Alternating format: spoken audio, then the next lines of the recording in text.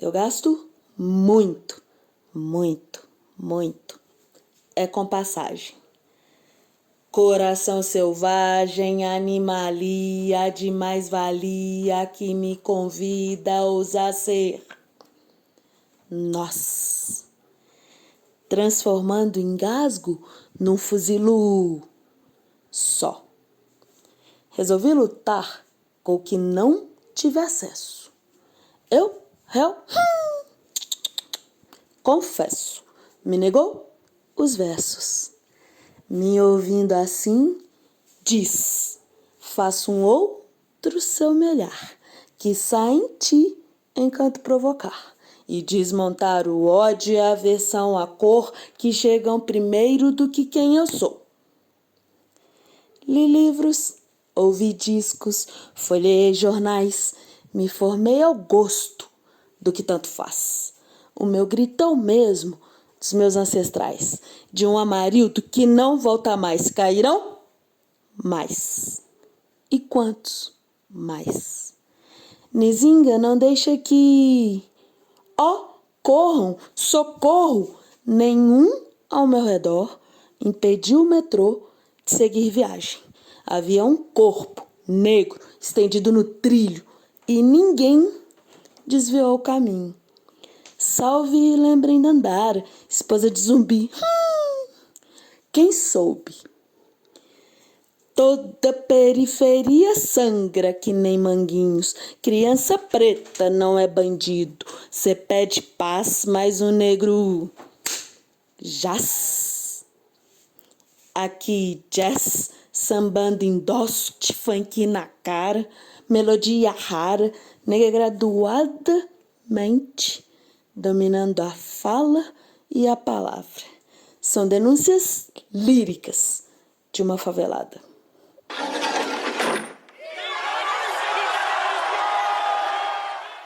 Começa agora a série especial Cidade Livre, uma parceria do Guilhotina, o podcast do Le Monde Diplomatique Brasil, com a Fundação Rosa Luxemburgo. Eu sou Luiz Brasilino, estou aqui com Bianca Pio. Oi, gente, tudo bem? Ouvimos na abertura a poeta slammer, ativista e educadora social Nívia Sabino interpretando a poesia lírica de Favelada, escrita por ela mesma. Bom, nessa temporada de Cidade Livre, a gente está recebendo as autoras e os autores do livro Mobilidade Antirracista. E esse episódio sobre financiamento e modelo de organização do transporte é mais um que está dividido em 2 blocos. Nesse primeiro, a gente recebe o autor do artigo Financiamento do Transporte Coletivo Soteropolitano, o melhor exemplo da falência de um modelo, o administrador público Daniel Caribé. Oi, Daniel, tudo bem? Boa tarde, ou bom dia, ou boa noite, depende de que horário cada ouvinte vai acessar o programa. Olá. Bem-vindo, Daniel, ao episódio 7 da série especial Cidade Livre. Soteropolitano e militante do direito à cidade há quase 2 décadas, além de administrador público de formação e de profissão, o Daniel defendeu em 2019 a tese Tarifa Zero, Mobilidade Urbana, Produção do Espaço e Direito à Cidade, no programa de pós-graduação em Arquitetura e Urbanismo da Universidade Federal da Bahia, a UFBA. Daniel é pesquisador dos grupos Lugar Comum, da Faculdade de Arquitetura, e Espaço Livre, do Instituto de Geociência, ambos na Federal da Bahia. Também é um dos coordenadores do Observatório da Mobilidade Urbana de Salvador. Salvador é nacionalmente conhecida como sendo uma das cidades com maior presença de negros do país. Como isso se manifesta na segregação espacial da capital baiana, Daniel? Pois é, Bianca, pois é, Luiz. A segregação de Salvador, ela tem duas características que se sobrepõem, ou melhor, que se articulam, não é? Que é a segregação social e a segregação racial. E, obviamente, por se tratar de segregação, ela também se reflete no espaço. No caso de Salvador, no espaço produzido, na cidade. Então, se a gente pegar o dado do último censo demográfico de 2010, e infelizmente não temos um censo em 2020, não sabemos quando teremos um novo censo, mas esse censo de 2010, ele mostra que Salvador ela tem índices de segregação racial muito próximo de cidades que sofreram com o regime do apartheid. Então, por mais que não seja um regime legalmente constituído, o apartheid soteropolitano, ele está muito explícito quando a gente joga no mapa da cidade a distribuição racial. Então, nós temos hoje, em Salvador, e provavelmente em 2010 para cá, isso tenha se agravado, bairros que são predominantemente de pessoas que se declaram brancas. Claro, são bairros menores, comparados aos outros bairros populares, que são, por sua vez, bairros de negros. Então, temos, para quem não conhece Salvador, nós temos os bairros de classe média alta, como Apituba, como Itaigara, alguns enclaves de condomínios em outros territórios, mas também não muito afastados da orla atlântica, enquanto temos do outro lado da cidade, né, Salvador tem o formato de um V, tem a orla atlântica e do outro lado da cidade, que é a orla da Baía de Todos os Santos, que a gente chama de subúrbio ferroviário, é uma cidade basicamente, historicamente negra, assim como o miolo da cidade também é. E não só negra, né? É também uma cidade da informalidade, da precariedade, dos piores índices sociais, econômicos e, claro, da mobilidade urbana também. Daniel, e como é que o transporte atua? Porque o transporte seria um elemento que, em tese, poderia, né, amenizar ou diminuir essa segregação, né, provocando a ligação entre as diferentes partes da cidade. Mas no artigo a gente vê que ele faz o contrário, né? Como é que ele atua aí para perpetuar e aprofundar essa segregação em Salvador? Exatamente isso, Luiz. O objetivo desse artigo, em especial, é mostrar como esse modelo atual de mobilidade urbana do país, de como se organizam os sistemas de transporte coletivo nas capitais brasileiras, esse modelo acaba agravando os problemas sociais, entre eles o da segregação socioespacial. Então, Salvador, eu chamei ele do melhor exemplo, quase de uma forma irônica, tá? Porque o resultado é desastroso. Eu usei o exemplo de Salvador para mostrar que, além dessas segregações raciais, além das segregações sociais, há também uma segregação racial. Então, a gente não pode deixar de compreender o transporte coletivo articulado com o uso e ocupação do espaço urbano. Tá? A ideia de mobilidade urbana não deve nunca se restringir a uma política de transporte, mas sim uma política de ocupação e de uso das cidades, do espaço urbano, né? Isso que a gente chama de direito à cidade, ou pelo menos que uma parte dos militantes intelectuais chama de direito à cidade. Então, você tem em Salvador bairros produzidos historicamente, né, para classes altas e, portanto, para uma população branca. Salvador é uma cidade colonial. Salvador é uma cidade que é atravessada, na sua fundação, pela escravidão, né, escravidão de pessoas negras. E os primeiros bairros da cidade, o seu centro histórico consolidado, os bairros tradicionais, eles já surgem nesse contexto. Claro, né, depois Salvador vai ter uma expansão, a partir da década de 50, 60, 70, vai dobrando, triplicando o território da cidade de Salvador, mas esse padrão de ocupação, atravessados por segregações raciais e sociais, ele perdura, ele continua, ele se torna regra. Então, temos bairros produzidos para pessoas das classes altas e, portanto, brancas, e esses bairros são equipados de equipamentos públicos, de serviços públicos, de saneamento básico, daquilo que a gente chama de urbanização, pelo menos de urbanização formal, com iluminação, etc., etc., etc. E temos a maior parte do território autoproduzido pelas parcelas, pelas camadas populares da nossa cidade, né? que é predominantemente negra. Então, o transporte público, ele funciona como elemento de ligação entre isso que eu chamo de circuito inferior da economia urbana e circuito superior da economia urbana, usando os conceitos miltonianos, os conceitos de Milton Santos, tá? Um baiano também. Só que aí, como Milton Santos não atravessa a sua proposta, a sua teoria dos circuitos econômicos com esse recorte racial, eu entendo, é a minha contribuição, é a contribuição que eu faço ao reler e de forma ousada, atualizar a teoria de Milton Santos. Então, o transporte coletivo, ele funciona como um elemento de conexão entre o circuito superior das classes altas e brancas com o circuito inferior da economia, né, os territórios populares autoconstruídos e territórios negros da cidade de Salvador. Entretanto, essa população que habita os territórios populares, ela também produz o circuito superior da economia quando ela se desloca para trabalhar formalmente ou informalmente. Né? Ela produz o território quando ela constrói esse território, na construção civil, por exemplo, mas ela também constrói socialmente esse território, porque é aí que ela vende sua força de trabalho. É aí que ela realiza suas experiências laborais, na maior parte dos casos. Claro que tem uma economia dos setores populares também nos territórios populares, então ela produz os territórios populares e produz também os territórios das classes altas, só que ela não se apropria. Ao contrário, o trabalho dessa força de trabalho, repito, predominantemente negra, no caso de Salvador, é apropriado e, portanto, gera um processo de alienação. O que ela produz não é apropriado por ela, nem o território, nem toda a economia, né, ou nem a economia daquele território que eu chamo de circuito superior da economia urbana.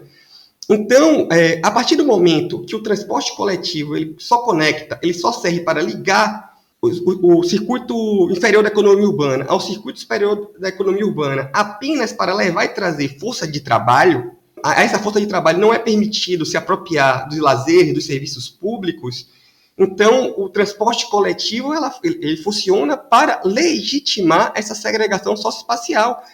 Ele reconhece essa segregação socioespacial, atua a partir dela e não cria possibilidades para que ela seja rompida. Então, é esse o alerta que eu faço nesse artigo. E quando eu vou analisar, especialmente, a forma como foi produzido o último processo licitatório que acabou gerando um contrato com a nova concessão do transporte coletivo em Salvador em 2014, então esse processo vai ficar muito evidente. Tá? A cidade é dividida em 3 grandes bacias. A bacia da Orla Atlântica, que, como eu disse no começo dessa conversa, é predominantemente branca, claro, com territórios ousadamente resistentes, que não são, como, por exemplo, o complexo do Oeste de Amaralina, o bairro de Itapuã, a Boca do Rio, mas, no geral, são territórios das classes altas da cidade de Salvador. E as outras 2 bacias, que é a bacia do Miolo, que é a ocupação mais recente da cidade de Salvador, e a bacia do subúrbio ferroviário, que, aí, né, que é onde se concentram os bairros mais tradicionais de Salvador e bairros predominantemente negros. Então, o sistema de transporte coletivo organizado, desenhado a partir dessa configuração, ele vai, mais uma vez, legitimar esse processo de segregação, separa territórios e cria uma rede de transporte coletivo que não é capaz, ao contrário, né, que não é capaz de romper com a segregação, mas, ao contrário, ele vai legitimar esse processo. Tem mais coisas além disso, do desenho das linhas, a gente pode falar também das tarifas. Daniel, eu acho que seria legal, como você começou a falar sobre a questão do novo contrato da concessão do transporte coletivo, você explicar um pouco como é que foi feito esse contrato e tal, e como é que essas questões se materializaram nele, né? Como é que fica, é um exemplo muito, muito claro, né, disso que você está falando. Sim, acho que é importante falar sobre isso, com certeza, e aí não vale só para Salvador, tá? Salvador, como eu já disse, é só o melhor exemplo da falência de um modelo. No início dessa década, quer dizer, da década passada, né? Já estamos em 2021, o país passou por um processo significativo de mudanças institucionais no que se refere à mobilidade urbana. Em 2012, tem a aprovação da Política Nacional de Mobilidade Urbana, que é uma lei que tenta regular os planos de mobilidade urbana, que tenta consolidar conceitos de sustentabilidade, de acessibilidade, vinculados à mobilidade urbana. Em 2013, a gente tem uma grande onda de revoltas populares no Brasil, que se inicia a partir do aumento generalizado das tarifas. Claro que depois essas mobilizações derivaram para outras questões, nós não vamos entrar aqui nisso, tá? É um debate muito polêmico e não cabe nesse podcast, pelo menos não nesta série de reportagens e de conversas, mas tudo se inicia por conta de um aumento das tarifas em todo o Brasil, generalizado, de uma insatisfação generalizada em relação aos transportes urbanos. Então, temos esses dois primeiros marcos, 2012, repito, o Plano Nacional de Mobilidade Urbana, 2013, essa onda generalizada de revoltas. Em 2015, e aí eu considero isso uma derivação e uma conquista das mobilizações de 2013, o transporte é inserido no rol dos direitos sociais constitucionalmente está lá na Constituição, no artigo 6º, né? O transporte junto com a educação e saúde. Então, isso, em tese, deveria ter provocado uma mudança profunda no planejamento da mobilidade urbana, em especial, mas no planejamento das cidades no geral.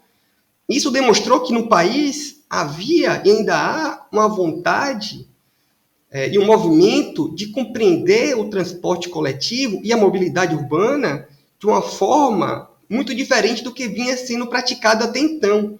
Mas, e isso não é exclusividade da mobilidade urbana, outros direitos sociais passaram pelo mesmo processo, ou seja, a emergência de um novo marco regulatório que não se materializa em políticas públicas, não se materializa na forma como os governos, tanto locais quanto estaduais, quanto da União, compreendem aquele dispositivo, aquele direito.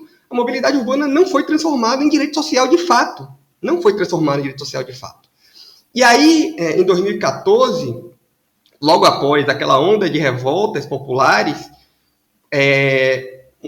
os prefeitos assumem, né, não só nas capitais, mas em todo o país.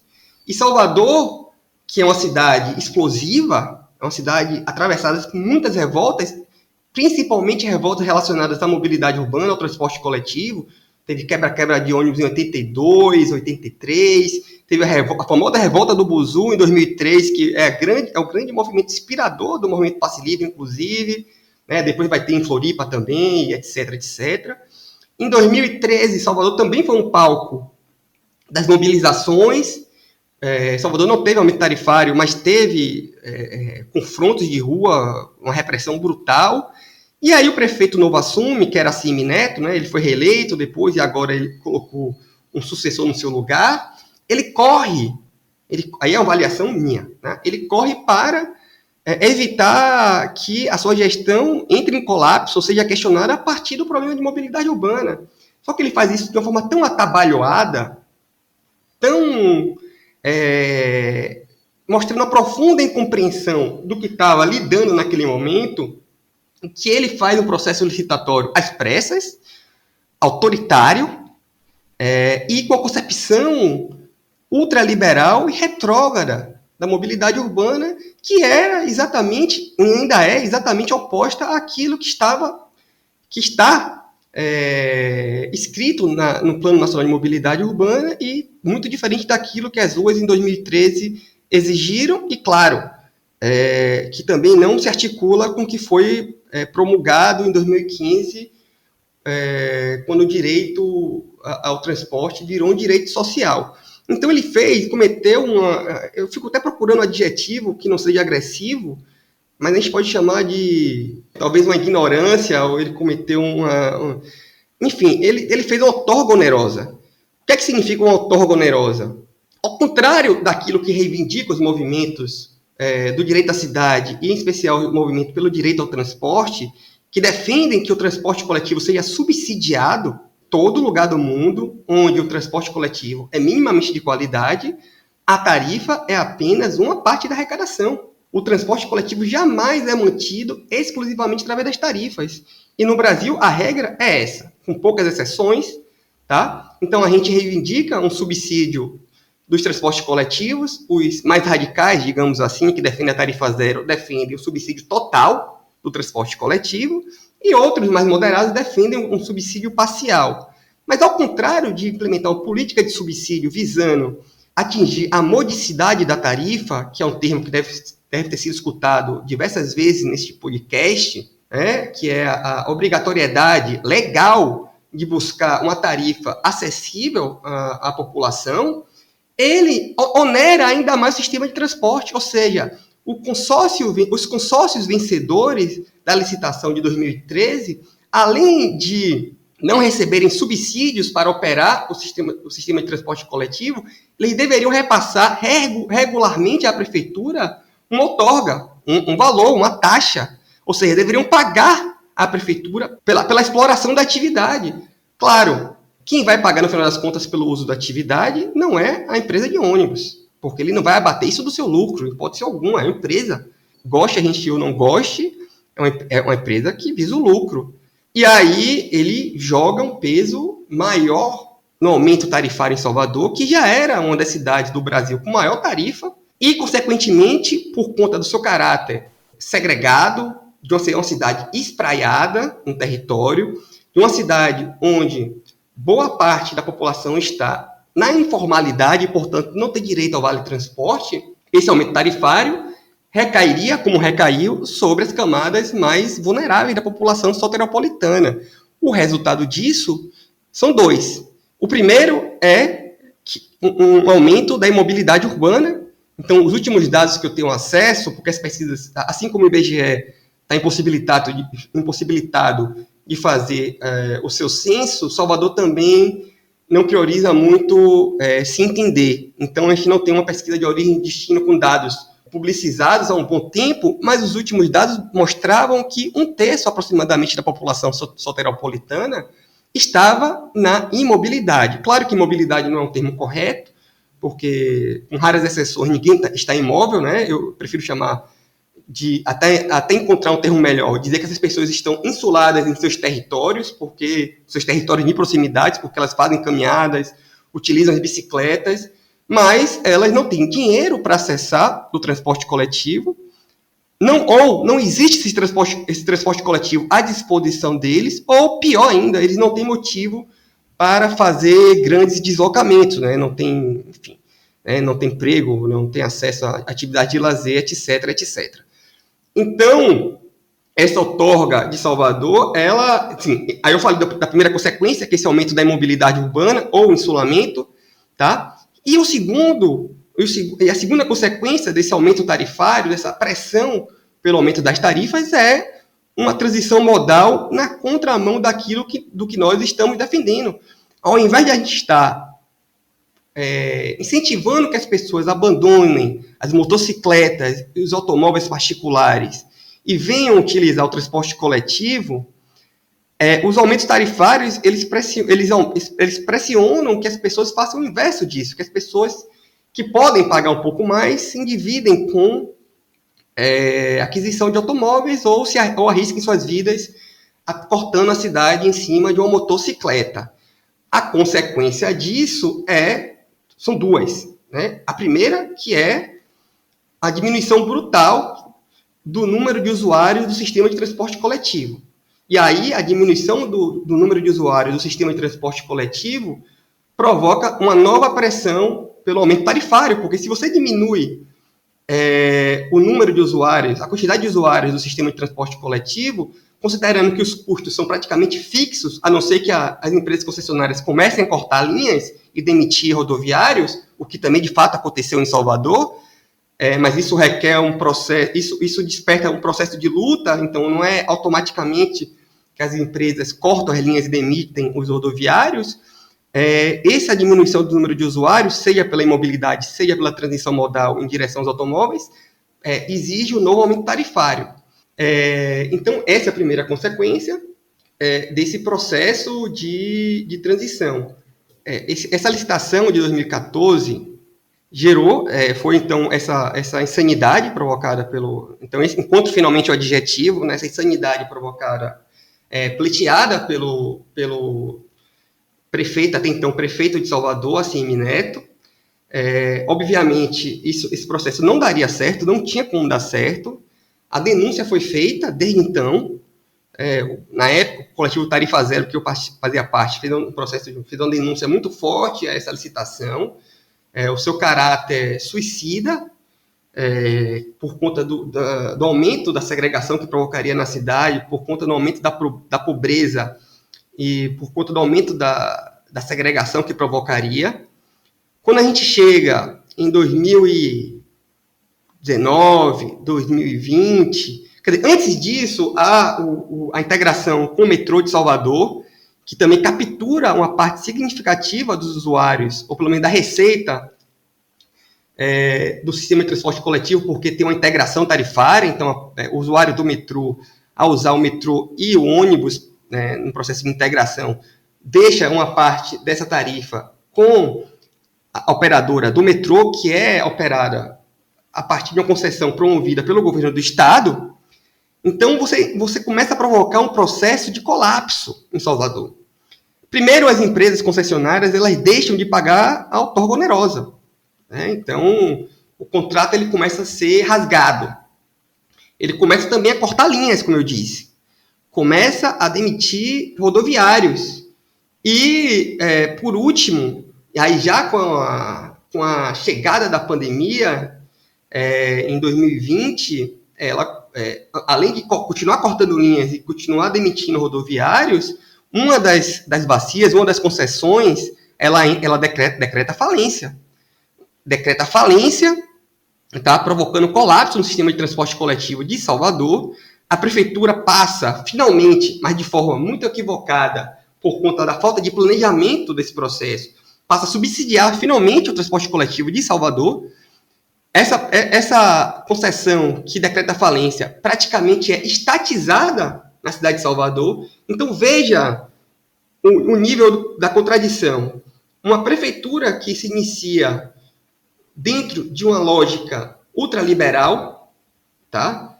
De transformar o direito social exclusivamente em mercadoria, ou seja, você tem que pagar para acessar o transporte, mas mais do que isso, o transporte coletivo tem que gerar recursos através da outorga onerosa para financiar outras políticas públicas.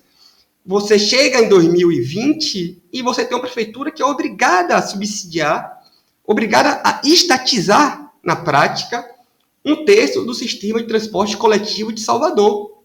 Então, por isso que eu chamo do melhor exemplo da falência de um modelo.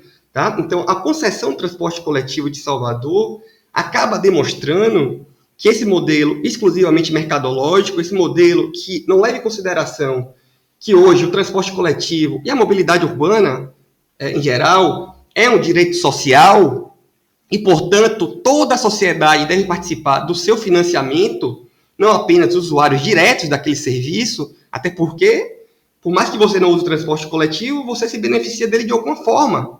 Tá? E a gente pode entrar aqui na exemplificação de como o não usuário direto do transporte coletivo é também um usuário indireto do transporte coletivo, desde os grandes empregadores que têm seus trabalhadores deixados na porta do seu empreendimento, até o usuário de automóvel que tem as vias menos engarrafadas, porque uma parte dos cidadãos estão dentro dos transportes coletivos e não dentro de mais um automóvel.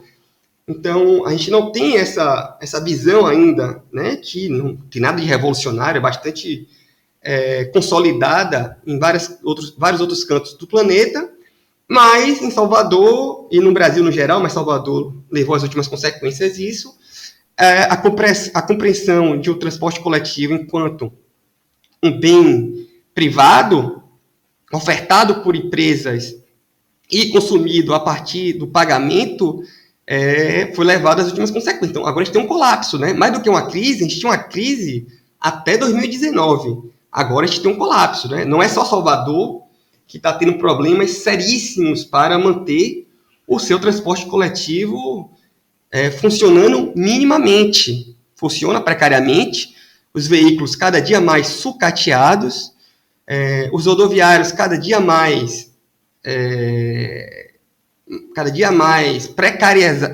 precarizados nas suas funções, com arrostos salariais e demissões, e os ônibus, mesmo no período de pandemia, cada dia mais lotados, porque a lógica tarifária atual, o modelo de financiamento do transporte coletivo, obriga que as empresas, para conseguir manter suas taxas de lucro, obriga que as empresas soquem os ônibus, soquem. E aí não importa mais se as pessoas vão se contaminar lá dentro ou não vão. Então, nós temos imagens de todo o Brasil. A imagem clássica que circulou em todo o Brasil é do BRT do Rio de Janeiro, mas Salvador foi a mesma coisa. Salvador foi a mesma coisa e provavelmente foi a mesma coisa em Recife, Fortaleza, Manaus, enfim, em todas as grandes cidades deste país. Então, esse artigo escrito para essa coletânea, ele busca mostrar o quão cruel, o quão insano e o quão burro é este atual modelo de financiamento do transporte coletivo brasileiro. Ele provoca, repito, né, um incentivo à transição modal rumo aos transportes individuais motorizados, ele incentiva, provoca a imobilidade urbana, tá? E tem outro dado aqui que eu acabei não falando, que é o do endividamento das famílias brasileiras. Então, se a gente for olhar outra pesquisa do IBGE, aqui, a POF, a pesquisa que analisa como os brasileiros gastam a sua renda, e essa pesquisa mais recente, de 2018, a gente vai ver que o transporte, e aí envolve não só o transporte coletivo, mas também os automóveis particulares, eles ultrapassaram a alimentação nos gastos das famílias. Então, hoje a família brasileira gasta mais com mobilidade urbana do que com alimentação, só perdendo para moradia.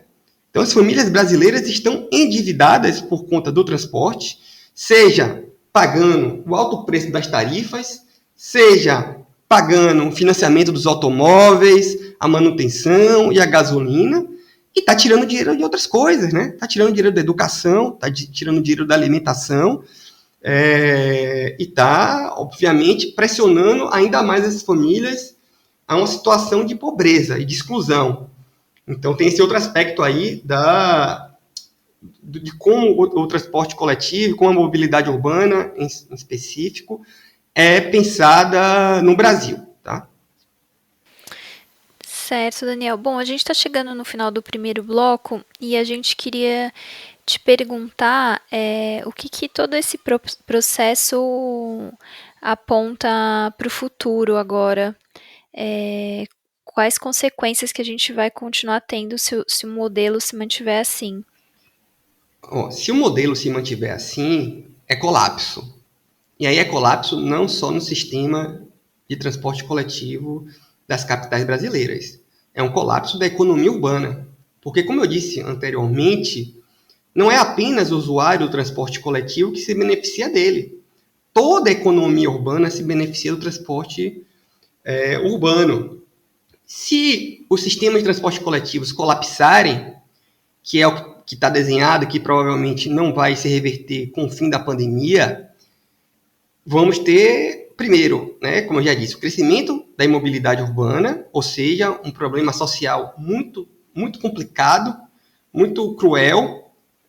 Nós vamos ter um incentivo ao uso dos automóveis particulares, que gera externalidades negativas de diversos tipos, como acidentes de trânsito, poluição, engarrafamentos, enfim, né? É outro tipo de colapso que pode provocar o aumento do uso e da aquisição de automóveis particulares. E para sair disso, né, eu acho assim... E aí nós temos um governo, é importante falar isso, que se recusou a auxiliar as metrópoles brasileiras nesse momento. Então, o auxílio que deveria ser destinado a recuperar ou a manter os sistemas de transporte coletivos foi vetado pelo presidente. Então, assim, o colapso real, ele já está acontecendo, ele já está em curso, e as prefeituras, elas não têm condições por si só de superar essa crise, superar esse colapso. Porque, veja bem, diferentemente dos outros direitos sociais, como saúde e educação, que são estruturados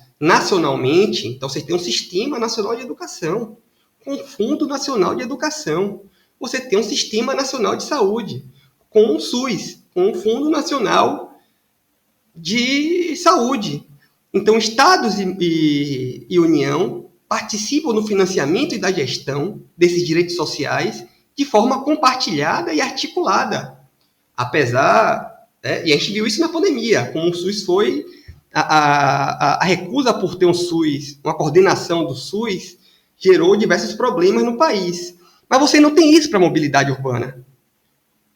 Você tem apenas os municípios responsáveis pela gestão e financiamento desse direito social. Então, a gente precisa reverter isso, tá? A gente precisa reverter isso de imediato, a gente precisa responsabilizar, fazer um novo pacto federativo que responsabilize a União e os estados pela gestão e pelo financiamento da mobilidade urbana, porque os municípios sozinhos não são capazes de fazer isso. E eu não me refiro somente às capitais, não. Os municípios de médio porte também precisam de um sistema de mobilidade urbana e também não são capazes de ofertar isso às suas populações. Então, a primeira coisa é isso, a gente pensar a mobilidade urbana de fato como direito social, para a gente poder sair disso, e a gente precisa pensar de onde vão sair os recursos. A grande pergunta sempre é: quem vai pagar a conta? Quem vai pagar a conta por um financiamento de um novo direito social?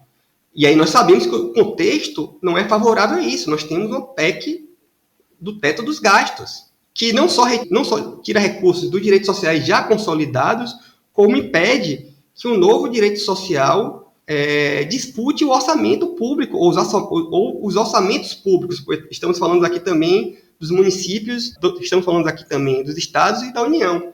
Então é preciso fazer um novo arranjo institucional, tá? Que de fato consolide a ideia da mobilidade urbana como direito social, que envolva os estados e a União junto com os municípios para resolver essa questão, mas precisamos primeiro derrubar essa PEC dos gastos e pensar, finalmente, uma reforma tributária de caráter progressivo. Porque senão, se a gente não pensa uma reforma tributária de caráter progressivo e fica, ou seja, paga mais quem pode mais, e fica, diferentemente disso, procurando soluções para a mobilidade urbana na própria mobilidade urbana, a gente nunca vai sair desse problema. Né? Por exemplo, a gente não fica buscando recursos da educação pública na educação privada. A gente não almeja financiar a saúde pública unicamente taxando os planos de saúde. Então, a gente também não pode pensar o financiamento da mobilidade urbana apenas taxando os automóveis ou criando pedágios urbanos, que é uma medida que eu sou contra, tá? E a gente pode discutir pedágio urbano em outro momento, em outro podcast, porque é um assunto muito polêmico, mas a gente precisa, de fato, taxar os segmentos sociais que se beneficiam da mobilidade urbana como um todo, principalmente os grandes empregadores. Então, no mundo todo, e aí, claro, né, por isso eu falo de uma reforma tributária, porque não se faz isso da noite para o dia, realmente é um processo que exige um debate profundo e conflitos profundos e rearranjos institucionais profundos também, mas a gente precisa que, por exemplo, os grandes empregadores financiem a mobilidade urbana. Pagar apenas o Vale Transporte não é suficiente. Pagar uma parte, né? Nem a totalidade do Vale Transporte os grandes empregadores pagam. Eles pagam uma parte. Né? Pagar uma parte do Vale Transporte, que, no final das contas, só beneficia aquele trabalhador para ir e voltar do trabalho, quer dizer, ele sequer pode usar o Vale Transporte nos outros dias de semana para lazer, para saúde, para educação, não pode transferir esse direito para os seus filhos, para os seus companheiros e companheiras, enfim, né? Ou seja, é uma concessão, entre aspas, porque foi um processo de luta também que conquistou o Vale Transporte, é uma concessão que é bastante limitada, então a gente precisa pensar em formas de financiamento do transporte coletivo mais ousadas, mais criativas e que, de fato, busquem resolver o problema. Né? Não é um processo fácil, não é um processo simples, não vai ser rápido, mas eu não vejo outra alternativa para combater o colapso que já acontece. É um colapso que já acontece, em Salvador ele já acontece, em Teresina ele já acontece, muitas cidades não vão conseguir manter ou o sistema de transporte coletivo precários como estão agora durante a pandemia, ou não vão conseguir continuar mantendo os subsídios que estão dando nesse período. Então, a gente precisa realmente se debruçar sobre esse problema do financiamento e do arranjo institucional, do pacto federativo, para poder, finalmente, ofertar aos brasileiros, especialmente os brasileiros das metrópoles, um sistema de transporte coletivo minimamente eficiente, seguro, sustentável, e que promova, finalmente, uma transição modal, né? Que promova uma transição modal, que finalmente atraia os usuários dos automóveis e das motocicletas para o sistema de transporte coletivo. E aí sim, né, a gente vai poder estar discutindo um sistema de transporte coletivo mais sustentável. Eu acho interessante e necessária essa iniciativa do livro, tá? Organizada por PAIC, apoiado pela Fundação Rosa Luxemburgo e agora pelo podcast do Le Monde. Interessante essa iniciativa porque, finalmente, a gente está conseguindo fazer articulações da mobilidade urbana com elementos concretos da vida das pessoas. O racismo, todo mundo sabe que é um problema estrutural, tá? Estamos cansados de repetir isso e que atravessa todo o país. Salvador é apenas uma das cidades onde esse problema é mais ainda estrutural do que em outras, porque, enfim, somos uma cidade de origem colonial e que foi formada pelo trabalho de negros, sejam eles escravos ou não, tá? Essa população negra ocupa até hoje os estratos mais precários, informais, excluídos da nossa cidade, não só os estratos, mas também os espaços. Mas é importante fazer essas relações, mobilidade e segregação, mobilidade e racismo, mobilidade e exclusão, mobilidade e gênero, mobilidade e classe, claro, sempre, porque a gente precisa deslocar o debate da mobilidade urbana do âmbito tecnicista dos transportes, da escolha dos modais e das tecnologias, e colocar ele no plano da acessibilidade, no plano do direito à cidade. O transporte não é um problema exclusivamente técnico. O transporte não é um problema exclusivamente da engenharia ou da economia. É também da engenharia, é também da economia. Mas é um problema, e os movimentos sociais que lutam pelo direito à cidade e que lutam pelo direito ao transporte, há muitos anos, não começou com o MPL em 2010, né, em 2013 em Salvador, e depois com a fundação do MPL em 2005, não começou com o MPL, né? O Brasil, as metrópoles brasileiras são atravessadas por conflitos em torno do direito ao transporte, desde a quebra de bondes, da queima de barcas, passando pela destruição dos ônibus, até hoje, quando a população se revolta contra alguma coisa, ela expressa essa revolta queimando ônibus. Queimando ônibus. Queimar ônibus no Brasil é o elemento que expressa a revolta cotidiana da população brasileira. Então, relacionar a mobilidade urbana a esses temas, tá, é desvelar, finalmente, que se trata de um problema social. Se trata de um problema social, se trata de um problema que está no centro das disputas pela cidade e que é, sim, um assunto, claro, que os movimentos sociais, que os militantes devem se juntar aos intelectuais e os técnicos para se apropriarem da linguagem, se apropriarem dos instrumentos, se apropriarem das ferramentas, compreenderem a totalidade da questão, mas a participação desses movimentos, porque eu me sinto ainda muito mais militante do que pesquisador.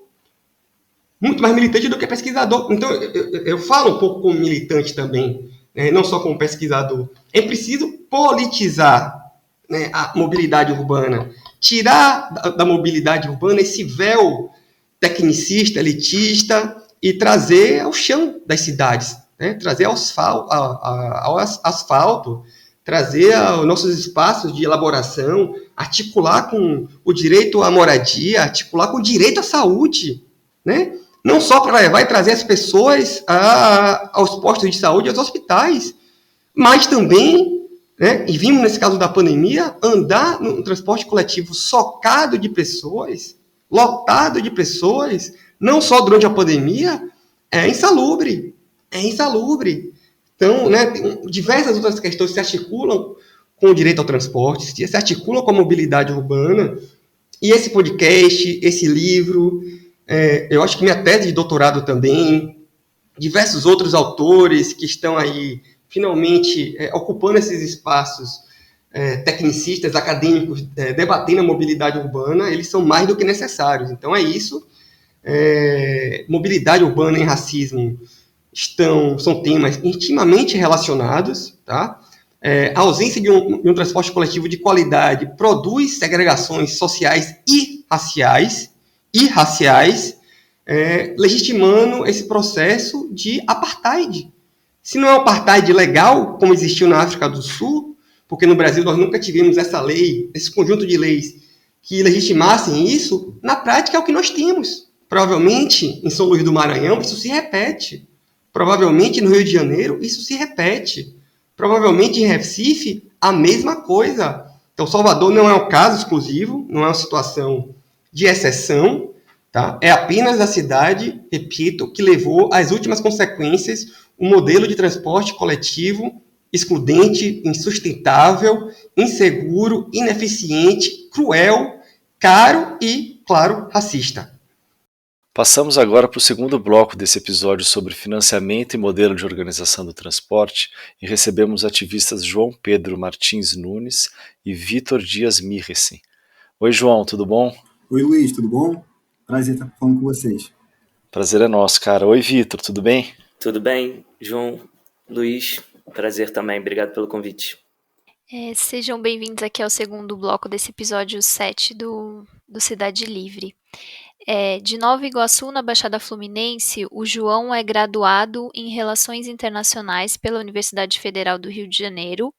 Ele é cofundador do Expresso 2222 Podcast e alumni do Programa de Trainee de Gestão Pública do Vetor Brasil, atuando com políticas públicas educacionais em Sergipe.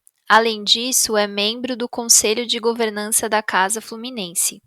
Já o Vitor é de Realengo, subúrbio do Rio de Janeiro, economista pela UFRJ e mestre em Ciências Econômicas e especialista em Políticas Públicas e Gestão Governamental na Universidade Federal Fluminense. Ele é um dos coordenadores e fundadores da Associação Casa Fluminense. O Vitor e o João são autores, junto com a Rafaela Albergaria, que foi nossa convidada do episódio 1 dessa temporada, do livro Não Foi em Vão: Mobilidade, Desigualdade e Segurança nos Trens Metropolitanos do Rio de Janeiro, que foi publicado pela Casa Fluminense e pela Fundação Heinrich Böll. E também eles são coautores do artigo O Pacto e o Impacto dos Transportes, Mediocridade e Mortandade na Mobilidade Urbana do Rio de Janeiro, que é parte do livro Mobilidade Antirracista e tema da nossa conversa a seguir. Bom, gente, queria começar perguntando para vocês. Vocês começam o artigo fazendo um resumo das trajetórias pessoais de cada um. Eu queria pedir, se possível, se vocês compartilharem um pouco essas histórias com os ouvintes e também explicar por que isso é importante para a análise que vem a seguir. Bom, vou falar um pouquinho, agradecendo aí a Bianca também pela fala, né, e pela apresentação. A gente colocou um pouco, né, dividindo o artigo ali. Eu e o João, a gente trabalhou junto por muito tempo e também, enfim, com a feitura do livro junto com a Rafa, né? Eu acho que a gente se organizou e fez perceber aí nesse movimento de escrita e de registro, de documentação, assim, que a gente tinha uma escrita muito implicada, né? Até uma expressão que a Rafa trouxe para o livro Não Foi em Vão, e que a gente aqui no Mobilidade Antirracista resolve levar ela à frente, colocando um pouco do porquê que a gente chega nesse momento como escritores aqui e tentando ampliar o alcance do debate, da discussão sobre mobilidade, justamente por ter nos afetado tanto a nossa trajetória com, enfim, atravessamentos, né, comuns, atravessamentos e questões específicas para cada um de nós. Então a gente começa falando, na verdade a gente faz uma primeira até, né, Luiz, uma menção ao Mário Macaco, né, uma liderança que muitos nos inspirou, hoje falecida, mas o legado dele a gente aqui coloca também como compromisso nosso, né, de honrar Mário, que é, né, da periferia da região metropolitana do Rio, sempre lutou muito pela garantia do transporte como um direito para a população de Guapimirim, sobretudo, né, e a melhoria da qualidade de serviço dos trens metropolitanos também do Rio de Janeiro. Então, partindo dessa menção, enfim, entendendo também, né, a nossa inspiração, da nossa trajetória, que naquele momento da escrita do artigo tinha acontecido isso tudo, então tudo nos implicava também, mais uma vez. Enfim, eu falo também da condição, né, de uma pessoa de periferia que teve na mobilidade ali desde a escola, né, um obstáculo ali de 1h30 em cada trecho, né, para ir, para voltar, mais 1h30. Então, até quando fui para a graduação, escrevi, né, sobre isso também, sobre essas 3 horas que representavam um mês no final do ano, e de como que aquilo me colocava também num lugar de, por exemplo, chegar no primeiro tempo de aula e querer dormir, sobretudo quando viajava em pé, né, no trem, e aí, enfim, dormir, perder a primeira aula. Enfim, estou contando aqui, romantizando um pouco de uma trajetória, mas que é trágica, né? E aí a gente conhecendo histórias e pessoas e territórios, né, que nos trazem outras percepções novas e complementares assim à nossa trajetória. Então, para mim, estudando economia ali, eu estava num lugar onde o transporte público não era tão debatido, né, na graduação, no mestrado também muito pouco. Então, pelo fato, né, de nós periféricos nos tornarmos universitários, a gente carrega essa pauta para dentro e com a instrumentalização, com a metodologia, os métodos, enfim, científicos, né, hoje estão questionados e estão alvo de cortes aí de investimento e de desvalorização, né? A gente usava esses métodos para falar das nossas vivências de maneira a produzir indicadores. Então, por isso que, né, o trajeto implica muito na trajetória. Então, a vontade de escrever sobre isso e de deixar isso bem colocado no texto, né, de onde que a gente falava. Legal, Vitor. Valeu pela explicação inicial. Também dou meu cumprimento à Bianca também. E a minha experiência com a mobilidade, assim como o Vitor, começa de maneira mais intensa a partir do ensino superior. Então, eu sou morador de Nova Iguaçu, sou filho de um professor, de uma pedagoga, e quando eu decidi prestar vestibular e passei na universidade, fui para a UFRJ no campus da Praia Vermelha, que é um campus que fica na zona sul do Rio de Janeiro, muito distante de Nova Iguaçu. Então, eu estudava lá à noite, pegava muito engarrafamento para ir, menos para voltar, mas sempre chegando quase a 2 horas de trajeto, né, cada perna. E eu fiz o curso de Relações Internacionais. E aí, ao longo do curso, eu ia refletindo sobre as questões internacionais e também olhando para as questões locais, para as questões regionais e percebendo a articulação entre as duas coisas. Então, como é que é a experiência de você estar na periferia urbana de uma cidade que está inserida na periferia mundial, né? Então, foi a partir desse olhar de tentar entender também, não só mais as dinâmicas maiores, mas também essas dinâmicas mais perceptíveis para a experiência do corpo, que eu comecei a olhar mais para os assuntos da mobilidade urbana. Trabalhei na Casa Fluminense durante muito tempo e a gente desenvolveu 2 campanhas, 2 processos de pesquisa e de incidência que a gente conta um pouco mais ao longo do artigo. João, a gente queria falar justamente sobre essas 2 campanhas que vocês mencionam no artigo, né? Primeiro, a campanha que vocês fizeram contra o sistema de bilhetagem eletrônica, na verdade, contra a falta de transparência, né? Que foi a Transporte Sem Desvios. Ela ajudou a pressionar para a criação de uma lei estadual que alterou, né, a forma de licitação para impedir que os donos das empresas de transporte não pudessem ser os responsáveis pelo gerenciamento dos dados e também o gerenciamento dos recursos desses bilhetes eletrônicos. Eu queria que vocês contassem se na prática a situação melhorou. Olha, Bianca, a situação que a gente relata, ela continua existindo, continua sendo um desafio. Mesmo depois da aprovação da lei que que exige a existência da licitação da bilhetagem eletrônica, a gente ainda conta com muito pouca transparência no sistema de transporte. E isso tem a ver com a nossa hipótese de que tem um processo mais amplo de apropriação privada da mobilidade urbana. Então, o que a gente traz no artigo é que a crise da mobilidade urbana ela passa necessariamente por um processo de apropriação privada dos diversos âmbitos da mobilidade urbana. E aí a gente está falando tanto do desenvolvimento urbano, né, como também da distribuição socioespacial das oportunidades pela cidade e também dos serviços públicos e, mais propriamente dito, do transporte público. E aí, quando a gente fala de apropriação privada, tem a ver não simplesmente com quem opera o sistema de transporte, que dentre esses 3 fatores que eu citei é o mais grave, mas principalmente sobre que lógica opera, né? Então, todo o esforço de planejamento, de execução e de controle do transporte, ele fica muito fragilizado por parte do Estado.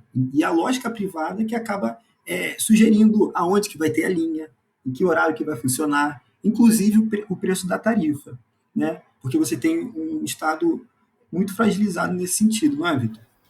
Exatamente. Falar da lógica perversa que é operado, sobre a qual é operado o sistema de transporte, é falar disso que o João está chamando de uma apropriação privada, né, do serviço. É um serviço público, mas que ele opera nessa lógica privada, que é uma lógica de mercado, né? A gente falou ali na Transporte Sem Desvio sobre a existência de donos, né? Era a primeira das 2 hipóteses, né? Da existência de donos, né, do sistema. Então, não era um serviço que era não é ainda, né? E Bianca perguntou sobre a permanência disso. Isso é um modelo estrutural, né? Foi condicionado dessa forma, em que os donos das empresas, e aí falando dos ônibus, nesse caso da campanha, condicionam a possibilidade ou não do usuário, do passageiro se deslocar, né? Porque a tarifa é um meio de pagamento do sistema, é um meio de bancar o sistema e que é o próprio usuário que banca. Então, ela condiciona ali a existência. O que a gente está vendo agora, né, na pandemia, é que essa questão que é estrutural, ela tem produzido as superlotações, que também não é uma prática perene, mas colocando mais em risco ainda a vida das pessoas, né? Pelo fato desses empresários reduzirem a oferta de ônibus, da oferta de transporte, né? Então amplia-se ali a superlotação no momento que a gente precisa evitar aglomerações em função do contágio da pandemia. Mas ali atrás a gente clamava por transparência, né? Que teve alguns avanços sim, né? Tem algumas prisões, né? De empresários do setor, e tem essa legislação que a gente ajudou a colocar em voga, né, que é sobre a necessidade de tratar esse serviço de apropriação privada com caráter público, de gestão, de transparência, de participação, né? E aí, enfim, minimamente, a licitação era o que a gente pedia ali, porque ele operava com um monopólio, né, da bilhetagem eletrônica nas mãos do próprio operador do sistema, né? Então, isso avançou em alguma medida, coloca esse tema mais em debate ainda, colocam novas possibilidades, né? E a gente, nas pesquisas, também avaliando ali que caminhos que o setor pode tomar, né? Uhum. E a segunda campanha que vocês analisam no artigo é a Não Foi em Vão, né? Queria perguntar para vocês o que é o Pacto de Mediocridade e de que forma que essa campanha Não Foi em Vão contribui para evidenciar isso. Então, Luiz, esse pacto que a gente chama de mediocridade tem a ver com o entendimento de que tanto as operadoras do transporte, tanto também como diversas instâncias estatais, elas não cumprem as suas atribuições e fica tudo bem entre elas por conta disso. Então, na primeira campanha, a gente estava tratando sobre o sistema de bilhetagem e sobre a melhoria das condições de transparência, principalmente, né, a campanha do transporte sem desvios, e essa do Não Foi em Vão, a gente fala sobre um processo de sucateamento dos trens e que foi motivado principalmente pela história da Joana. E aí eu acho importante contar um pouco dessa história e do processo de mobilização e de luta da sua família, incluindo a sua prima, Rafaela Bergaria, que é uma das organizadoras do livro, é, que, é, que deu o início para um processo de mobilização de diversos mandatos parlamentares, de organizações da sociedade civil e também um processo de pesquisa para a realização de incidência política. Então, Joana Bonifácio era uma jovem que tinha sido aprovada para a Universidade da Zona Oeste, Estadual da Zona Oeste do Rio de Janeiro, morava em São João de Meriti, que é um município vizinho a Nova Iguaçu, meu município, e ela fazia um trajeto que ela tinha que pegar um trem no seu bairro, Coelho da Rocha, depois ela fazia integração com outro trem em Madureira, até chegar na universidade, e assim ela fazia cotidianamente.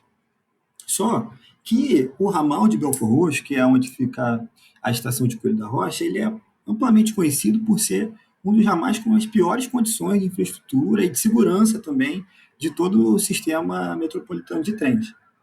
Então, você tem diversas estações que você tem um vão entre o trem e a plataforma que é gigantesco, gigantesco. E é o caso também da estação de Coelho da Rocha. Então, um dia ela estava indo para a faculdade e ficou com a perna presa na porta, e você tem uma estação que não conta com câmeras para ampliar a visão do maquinista, você não tinha nenhum funcionário da empresa na plataforma, né? Você também não tem sensores nas portas, então o que aconteceu foi que o trem partiu e a Joana faleceu nesse processo. E logo na sequência, a Supervia começou a divulgar uma narrativa que culpabilizava a Joana pela sua própria morte, dizendo que foi ou imprudência ou até dizendo que foi suicídio dela, que é algo que, para além de violento, é muito cruel também. Então, a partir disso, a família dela começou um processo de mobilização, a prima Rafaela, a mãe dela também, Dona Tereza Cristina, e foi a partir daí que a gente conheceu a situação, a história da Joana, e começou também a apoiar nesse processo de mobilização. Mas fato é que a morte no trem ele é um último resultado de um processo muito mais longo de violações, né? Porque a gente está falando de trens superlotados, a gente está falando de diversas lesões, a gente está falando de atrasos, de falta de respeito, de diversos tipos. E esse sucateamento do sistema de transporte, primeiro que ele é crônico, né? Uma das bandeiras que a gente traz nessa luta é que se é recorrente não é acidente. E mais adiante a gente vai falar da pesquisa que a gente fez para sistematizar as informações, para entender com que frequência esse tipo de situação que a Joana passou acontece também com outras pessoas. E se é recorrente, ele também é aceito, né? Então, se por um lado o governo do Estado não faz os investimentos necessários de melhoria de infraestrutura e também investimentos que ajudem a subsidiar para ter um transporte de qualidade, para que os trens possam ter a qualidade devida, né? Entendendo o transporte como direito, a concessionária, por outro lado, também não cumpre com as suas obrigações contratuais e também com as suas obrigações que estão estabelecidas nas normas técnicas diversas, mas não é cobrada pelo Estado. Então, um não faz, o outro também finge que não vê, porque também não cumpre com o seu papel, e assim se é um verdadeiro pacto, e é um pacto de mediocridade, que é um pacto em última instância, também de morbidade. Não, acho que João traz essa expressão que ele mesmo cunhou, né, do pacto de mediocridade, e a gente faz um trocadilho no título do artigo, né, sobre o pacto e o impacto, e que chega justamente em histórias como a da Joana, né? Que a gente tem muito conhecimento, afeto ali, um carinho com toda a família, tia Cristina, Rafa, tio João, Giovana, e de uma história que vem a ser publicizada muito, né, a partir da condição da defesa da Joana pela Rafa, né, com os instrumentos da universidade, como a gente estava comentando, de produzir pesquisas e conduzir ali uma narrativa sobre as normativas que a concessionária devia cumprir e não cumpriu. Então, trazer também essa perspectiva do quão recorrente foi uma vontade nossa de trazer mais dados, né, sobre episódios muito próximos, e a gente se deparou com um número muito grande de mortes no trem, né, e mortes não publicizadas. Então, quer dizer, esse pacto também ele é velado na condição de pacto entre os agentes que fazem o pacto, né, Estado e concessionária, mas ele também é invisibilizado, né? Essas mortes, esse descaso, essa negligência por parte das empresas. Então, a gente busca falar do impacto, né, justamente porque são consequências muito graves, trágicas, mórbidas e que afetam, enfim, milhares de pessoas e que não tem esse rigor. A gente fala muito o rigor na investigação, o rigor na publicização, né? A gente fala muito dessa perspectiva do transporte ser entendido como um direito, não como uma mercadoria, justamente porque também fruto de mobilizações e de uma série de ações ali, o transporte passa a figurar na Constituição Federal como um direito social básico, ao lado da habitação, da saúde, educação. Então, essa condição, e é na mobilidade, né, que a gente acessa outros direitos também, no deslocamento. Então, o impacto cotidiano, enorme, atinge muita gente, mas atinge mais uns do que outros, né, e com mais veemência a uns e a outros. E por isso também a vontade de traçar o perfil, né, da população que sofre mais com esse impacto, né? Perfil de uma população periférica, negra, a gente aqui, não citando, mas colocando nessa perspectiva da importunação sexual nos transportes, né? Como afetam as mulheres. Então, é um pouco de enxergar ali a multiplicidade de impactos que esse pacto de mediocridade, que se permite morrer, se permite... Né, isso tem muito a ver com a necropolítica, que a gente está tendo uma versão aí bem ampliada, né, e perceptível dos movimentos nesse contexto que a gente está vivendo, né, no governo federal, estadual, especialmente falando a partir do Rio de Janeiro, né, que é isso, se permite que o serviço seja prestado de uma forma medíocre, né, e se permite que pessoas morram no deslocamento da casa para o trabalho, da casa para a escola, da casa para a universidade. Então, é sobre esse pacto e sobre esse impacto que a gente trabalha no artigo. Vitor, falando desse impacto, né, que você já mencionou que, enfim, é um impacto desigual, né, que vocês justamente buscam traçar o perfil das pessoas que são mais afetadas para evidenciar isso. Você poderia trazer alguns dados para a gente, aprofundar mais um pouco o quanto isso denota também o racismo do sistema, enfim, que a gente tá o racismo é estrutural e ele se mostra também dentro desse aspecto da mobilidade, né? Não sei se vocês têm os dados, mas tudo bem se não tiver os dados, mas eu acho que seria importante evidenciar essa questão do racismo, né? Porque no artigo vocês mostram um dado de que, se eu não me engano, 84,2% das pessoas que são mortas nos trens, elas são negras, né? Exato. 82,4%, exatamente. Eram negros dentre as vítimas de atropelamento ferroviário. No Brasil, né, e a gente tinha no Rio de Janeiro a metade dessa quantidade de mortes, né, só no Rio de Janeiro. Quase a metade delas já estava no Rio de Janeiro. E dessas 82,4% eram pessoas negras. A gente busca mostrar que não é coincidência, né? A gente falou muito isso nesse processo, assim, que ainda há pessoas que entendem isso como uma coincidência, mas se a gente mostra que a distribuição da população está em torno da metade, e para mais, né, 52%, 53% na região metropolitana do Rio é de população negra, né, 82% está muito além dessa média de distribuição populacional. Então, ela afeta mais as pessoas negras do que qualquer outro perfil. E a gente, quando coloca no mapa, esse número a gente levou para um trabalho que a casa faz, né? E, enfim, Rafaela e João são conselheiros da casa. O mapa da desigualdade mostra ali essa distribuição, como ela se dá, né? A distribuição da população negra também, como é que se dá no território, né?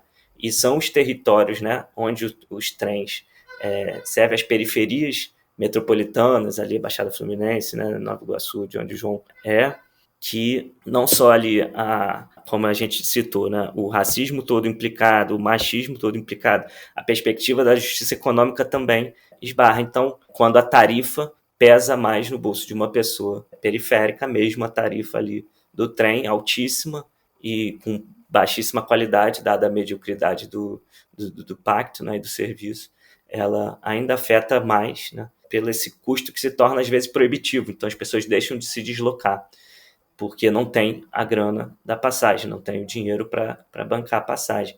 E a gente narra essa história também no Não Foi em Vão, a partir muito da perspectiva da família da Joana, como a gente colocou. Então, o racismo está implicado ali desde quando o avô de Rafa e de Joana tem que decidir entre as filhas quem vai estudar para poder bancar o custo do deslocamento até a escola, né? Então, a mobilidade e o racismo estão ali presentes na história, enfim, da família, que é uma história recente, que remete ao período escravocrata desse país, e quanto que ele se apresenta de forma muito veemente nos dias de hoje.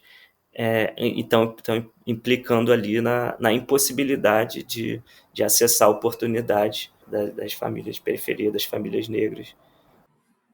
Luiz, o Vitor falou sobre como essas lutas estão muito vinculadas ao direito à memória também, né?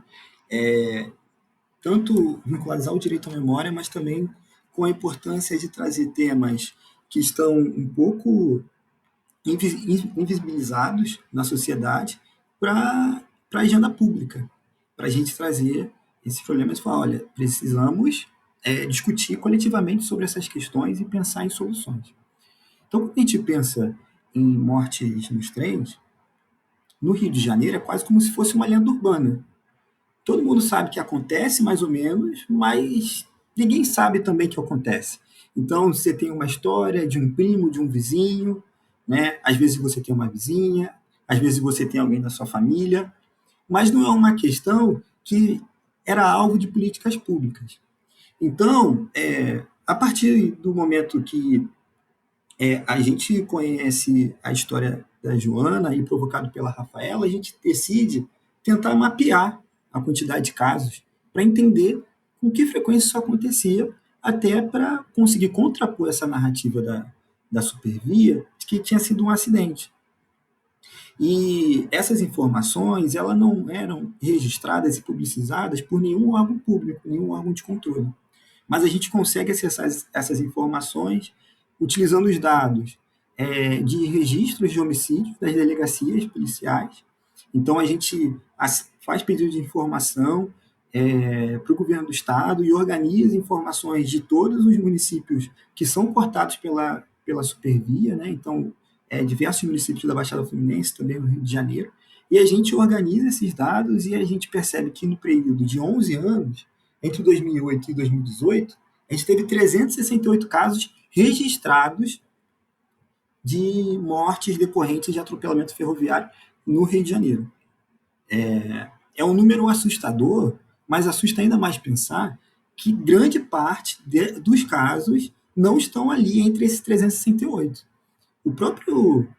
A própria Joana, se a gente for, quando a gente detalha o dado, vai para o microdado e vai para a delegacia da região de onde aconteceu o incidente com a Joana, a gente não tem um registro da morte da Joana entre esses casos.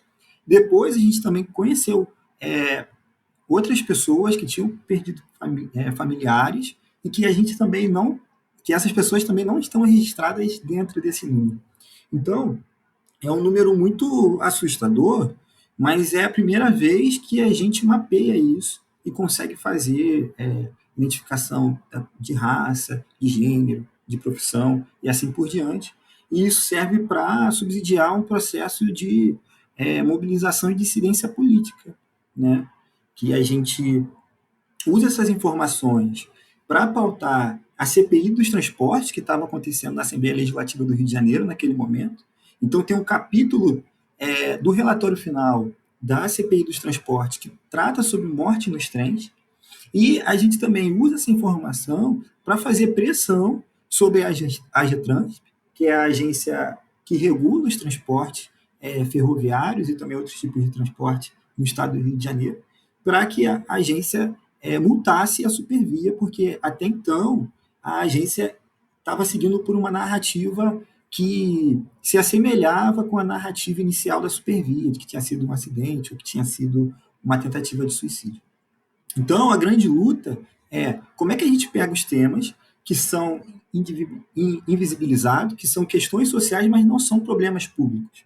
E a gente traz para a ordem do dia e a gente coloca evidência sobre ele, a gente faz com que pessoas discutam, que saia matéria na mídia e que, principalmente, a gente consiga pensar em soluções e em políticas públicas para alterar esse cenário, né? E, assim como é importante colocar luz sobre esses temas, é importante também garantir o direito da memória.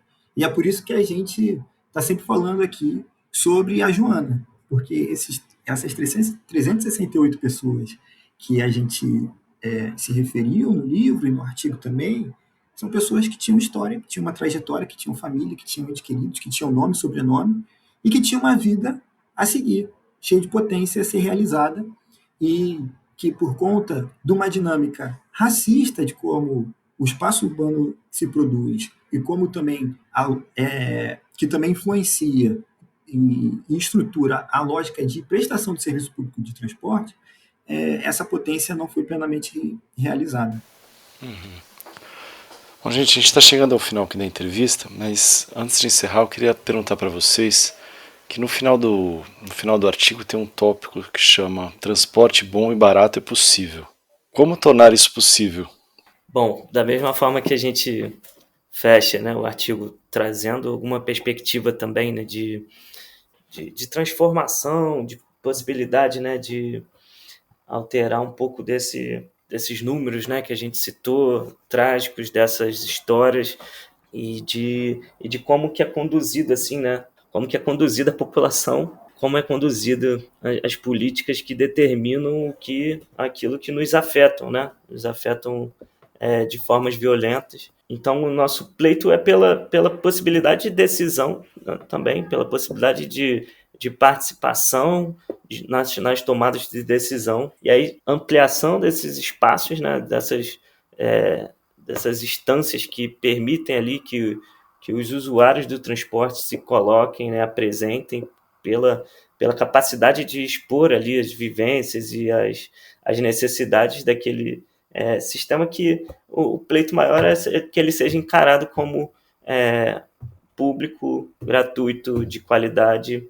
E quando eu falo gratuito aqui, acho que é pensar nessa perspectiva que está sendo adotada aí mundo afora e Brasil adentro também. Região metropolitana tem uma experiência de Maricá, né, que o transporte pode ser um direito, pode ser oferecido de forma gratuita também. Quando a gente conhece, quando a gente tem transparência, consegue conhecer os custos, né, desse serviço de forma legítima, verdadeira ali, sobre esses números, quando a gente entende que ele de fato é um direito, a gente precisa colocar isso em mente. Assim, há experiências, né, de modelos que não atribuem essa privatização, essa mercantilização desse serviço público, né, e que a gente pode olhar ali como um horizonte, né? A gente precisa mais do que nunca, né, ter horizontes aí de esperança para seguir a vida, seguir com essas defesas.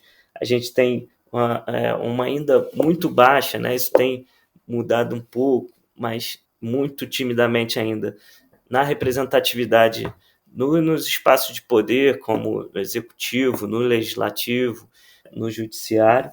Então, essa também esse também é um pleito, né, de que mais pessoas que passam por essas histórias que a gente narrou aqui, as nossas histórias pessoais também, né, que nos ajudam a ter uma visão um pouco mais real ali sobre os obstáculos, né, desse sistema de transporte, conduzindo, tocando, tomando decisões, e aí a partir desses lugares mais representativos, né, para conduzir as propostas políticas públicas que a gente precisa ver.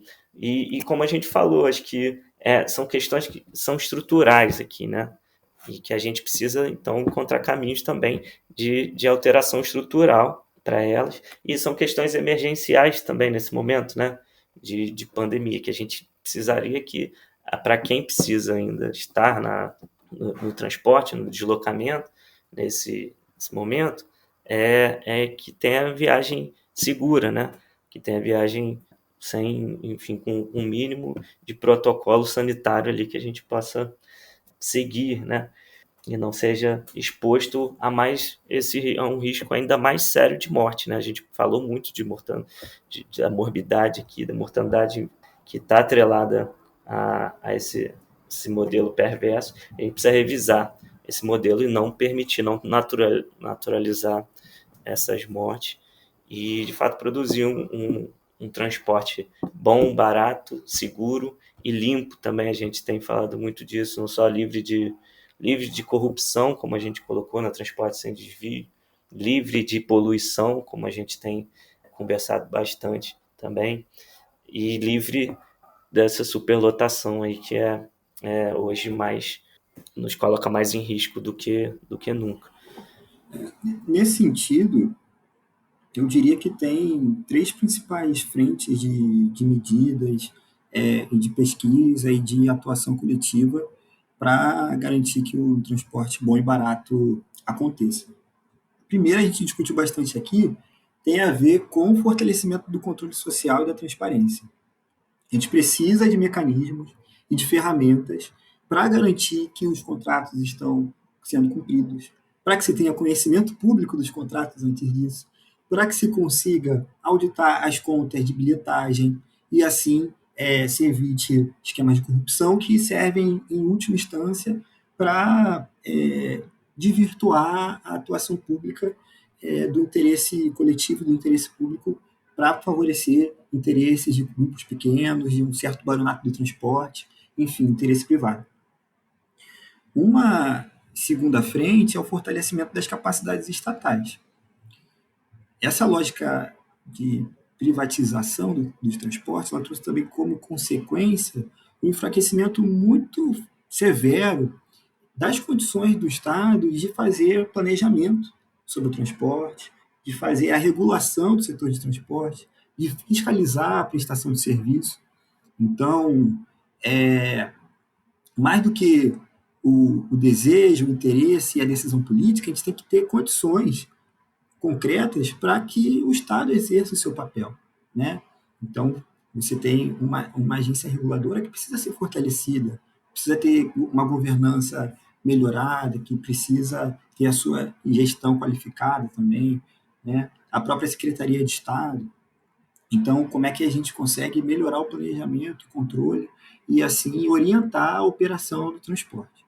E, por último, uma frente de financiamento, que é uma discussão que o Brasil faz ainda pouco, mas avança. O Vitor falou de alguns exemplos nacionais e também internacionais, mas a gente tem uma lógica de financiamento hoje que ela onera demais o passageiro.